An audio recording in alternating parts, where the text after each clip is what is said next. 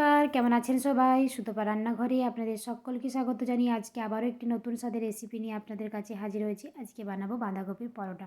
সেজন্য আমি ময়দা নিয়ে নিয়েছি এখানে। ময়দা, আটা দুটো মিক্স করে নিয়েছি আমি। তো আপনারা চাইলে ময়দা দিয়েও করতে পারেন। এখানে দিয়ে দিলাম পরিমাণ মতো নুন, অল্প একটু চিনি আর সাদা তেল। দেওয়ার পর সমস্ত উপকরণগুলিকে ভালোভাবে মিশিয়ে নিতে হবে। তারপর অল্প অল্প জল দিয়ে এটাকে ভালোভাবে মেখে নেব। পুরো জল কিন্তু একবারে দেওয়া যাবে না, তাহলে কিন্তু ডোটা বোঝা যাবে না কেমন হয়েছে। তো দেখুন অল্প অল্প জল দিয়ে আমি কিন্তু ময়দাটাকে মেখে নিচ্ছি ভালোভাবে। এটাকে ভালোভাবে মাখতে হবে। বাঁধাকপির পরোটা খেতে কিন্তু খুবই সুস্বাদু হয়। আপনারা তো আলুর পরোটা, এরকম পরোটা অনেক কিছু ময়দাটাকে খেয়েছেন। তো মেখে আজকে বানাবো নিয়েছি বাঁধাকপির পরোটা। ভালোভাবে। বাঁধাকপির পরোটা খেতে কিন্তু তো দুর্দান্ত বাঁধাকপির স্বাদের হয়। পরোটা খেতে অবশ্যই কিন্তু একবার খুবই বাড়িতে বানাবেন সুস্বাদু যারা হয়। এখনও তো বাড়িতে দেখুন, বানাননি। তো দেখুন আটাটা আমার গল্প মাখা করতে হয়ে করতে গেছে, আটা কিছুক্ষণের জন্য মাখাটা হয়ে রেস্টে গেল। রেখে দেবো। এরপর আমি কিছুক্ষণের জন্য রেস্টে রেখে দেবো। এদিকে আমি বাঁধাকপির পুরটা তৈরি করে নিতে হবে। তো তার জন্য আমি একটা কড়াই বসিয়ে দিয়েছি। তারপর দিয়ে দিলাম পরিমাণ মতো সরষের তেল। তো তেলটা গরম হয়ে এলে এরপর আদা কুচানো আর কাঁচা লঙ্কা কুচানো এর মধ্যে দিয়ে দেব। তো দেখুন আমি বাঁধাকপিটা আগে থেকে কেটে নিয়েছিলাম ঝুড়ো ঝুড়ো করে। ধুয়ে পর ভালোভাবে কিন্তু এটাকে কেটে নিয়েছি আর সেদ্ধ করে নিয়েছি একটা আলু। আলু আর বাঁধাকপি দিয়ে পুরোটা বানালে কিন্তু দুর্দান্ত স্বাদের হয়। অবশ্যই একবার বাড়িতে বানাবেন যারা এখনও বাড়িতে বানাননি। তো দেখুন সকালে জলখাবারে বা রাত্রে ডিনারে সব কিছুতেই কিন্তু এটা খেতে ভালো লাগে। তো দেখুন আদা কুচানোটা দিয়ে দিয়েছি। এরপর দিয়ে দিলাম কাঁচা লঙ্কা কুচানো। এরপর দিয়ে দেবো বাঁধাকপিটা, যেটা আমি আগে থেকেই কেটে নিয়েছিলাম। ভালোভাবে কিন্তু ধুয়ে তারপর কেটে নিয়েছি। তো দেখুন এরপর পরিমাণ মতো নুন দিয়ে দিলাম এর মধ্যে।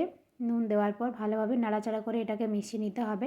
ধীরে ধীরে এটাকে বানাতে হবে, তাহলে কিন্তু পুরোটা খুব সুন্দর হবে আর খেতেও কিন্তু দুর্দান্ত স্বাদের হবে। আর এটা বাচ্চা থেকে বড় সকলেই কিন্তু খুবই পছন্দ করে। দিয়ে দিলাম পরিমাণ মতো হলুদ। তো অবশ্যই একবার বাড়িতে বানাবেন জলখাবারে বা রাত্রের ডিনারে সব কিছুতেই কিন্তু এটা খেতে ভালো লাগে। অবশ্যই একবার বাড়িতে বানাবেন।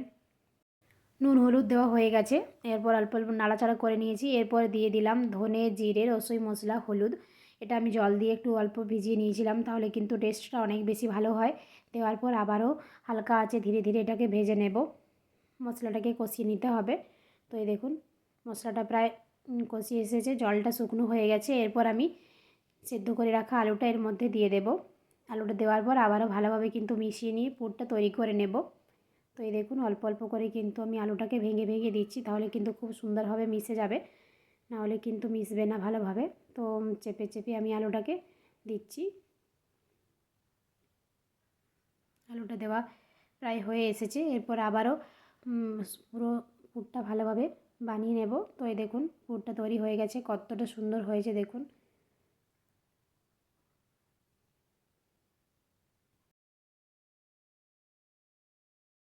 তো এরপর আমি লেচিগুলোকে কেটে নেব। তো এই দেখুন আবারও ভালোভাবে এবার আটাটাকে ধেসে নিচ্ছি, যেহেতু অনেকক্ষণ আগে মাখা আছে, আধ ঘন্টা হলো। তো এরপর আমি লেচিটা কেটে নেব।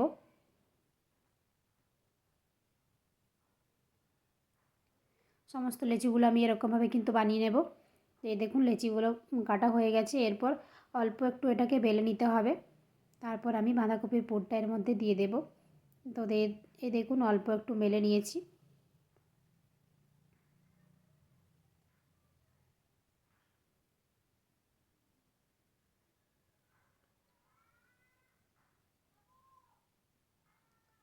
এরপর এর মধ্যে পুরটা দিয়ে মুখটা কিন্তু ভালোভাবে বন্ধ করতে হবে।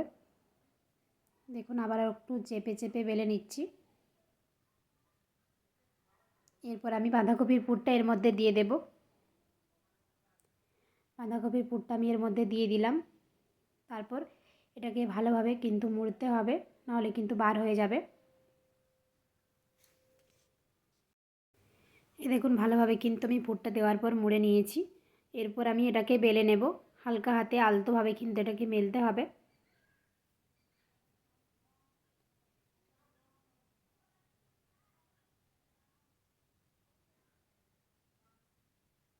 এই দেখুন এরপর কিন্তু আমি ধীরে ধীরে এটাকে বেলে নেব।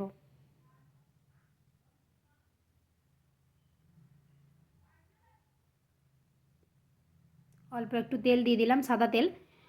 সাদা তেল দেওয়ার পর এটাকে ভালোভাবে মেলে নেব।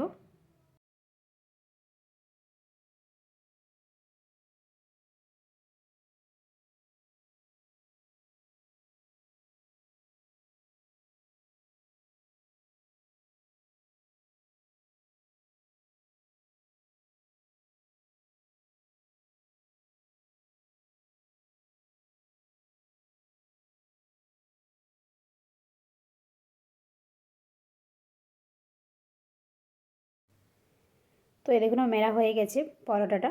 এরপর আমি এদিকে একটা তাওয়া বসিয়ে দিয়েছি, এর মধ্যে দিয়ে দিলাম পরোটাটা। এরপর দিয়ে দেব সাদা তেল এর উপরে।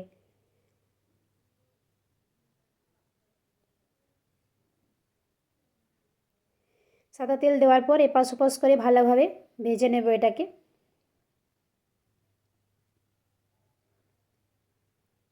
তো এই দেখুন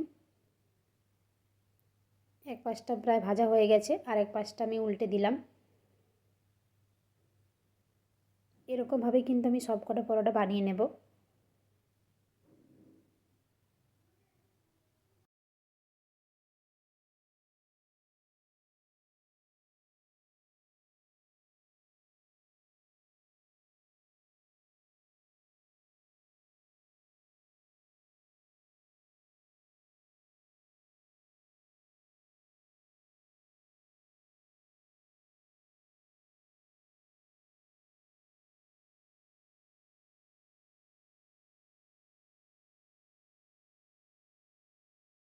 একইভাবে আমি সমস্ত পরোটাগুলো বানিয়ে নিয়েছি। দেখুন পরোটাগুলো কতটা সুন্দর হয়েছে। আমার ভিডিওটি কেমন লাগলো অবশ্যই একটা কমেন্টে জানাবেন, আর যদি ভালো লাগে তো অবশ্যই একটা সাবস্ক্রাইব করে পাশে থাকবেন। আজকের ভিডিওটা এখানেই শেষ করছি। সবাই ভালো থাকবেন, সুস্থ থাকবেন, সাবধানে থাকবেন। ধন্যবাদ।